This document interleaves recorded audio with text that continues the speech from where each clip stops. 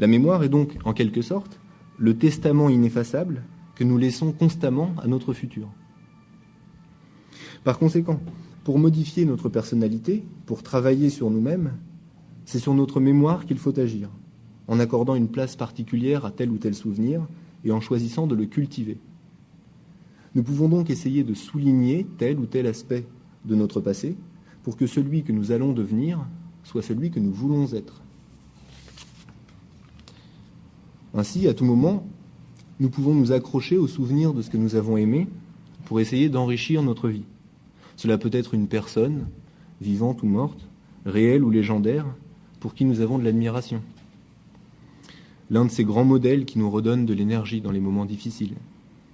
Cela peut être aussi un moment de notre propre passé, moment brillant entre tous et dont nous aimerions qu'il se prolonge aujourd'hui. Cela peut être même un poème ou un air de musique dont la beauté semblait receler une promesse de bonheur. Il s'agit dans tous les cas des horizons de vie que nous aimerions laisser en héritage à notre propre futur, à ce moment où nous ne serons plus. Marc Aurèle, qui était à la fois l'empereur de Rome, c'est-à-dire l'homme le plus puissant du monde, et un philosophe accompli, tenait ainsi un journal intime où il écrivait ce dont il voulait particulièrement se souvenir. Un jour, c'était une citation d'un grand personnage, dont il estimait qu'elle valait la peine d'être soulignée et retenue. Un autre jour, c'était une maxime de sagesse qu'il avait tirée de sa propre méditation. Mais surtout, le livre 1 de ce que l'on a appelé les pensées pour moi-même est consacré à rendre hommage aux hommes et aux femmes qui ont fortement marqué Marc Aurèle et dont il voulait retenir plus particulièrement un aspect. Par exemple, il écrit « De mon grand-père Vérus, la bonté coutumière, le calme inaltérable ». Ou encore « De ma mère, la piété, la libéralité, l'habitude de s'abstenir non seulement de mal faire, mais de s'arrêter encore sur une pensée mauvaise. » À travers ces modèles, Marc Aurèle essayait donc d'infléchir son propre tempérament et d'agir sur lui-même. Or, ce qui est frappant, je trouve, dans ce journal de Marc Aurèle, au-delà de la sagesse humble qui s'en dégage, c'est le mode sur lequel son auteur s'adresse à lui-même.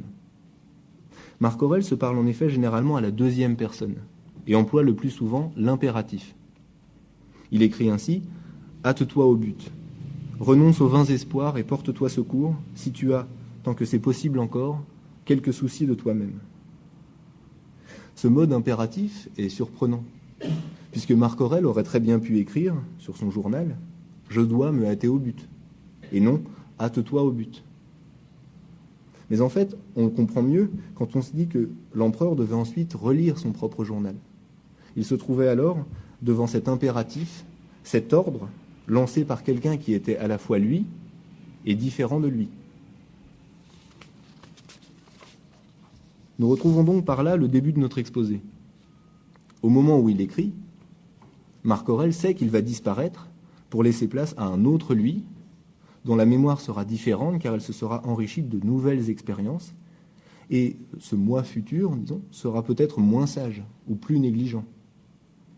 En écrivant ainsi à son propre futur, Marc Aurèle envoie un message, comme une bouteille à la mer ou comme un testament, qui ne sera lu que quand l'auteur en aura disparu. L'écriture a donc ici pour but d'agir sur soi, de modifier son futur en ravivant un souvenir, et donc de dépasser cette forme de mort et de disparition constante qu'est le devenir. Nous avons vu que les souvenirs étaient ineffaçables et qu'ils nous accompagnaient en permanence, soit en pleine lumière, soit dans l'ombre.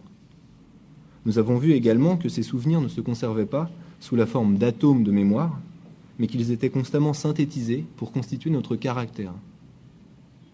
Du coup, chaque moment de notre vie modifie notre caractère en enrichissant notre mémoire, soit inconsciemment par le simple jeu de l'expérience et du temps qui passe, soit consciemment lorsque nous travaillons sur nous-mêmes.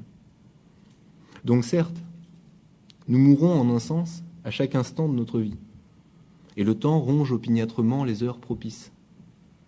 Mais puisque nous pouvons, par un effort de mémoire, ou grâce au pouvoir de l'écriture, accorder de l'importance à certains souvenirs et nous en servir de guide, nous disposons d'un outil puissant pour nous transformer, pour agir sur nous-mêmes et pour vivre pleinement en attendant que la mort vienne.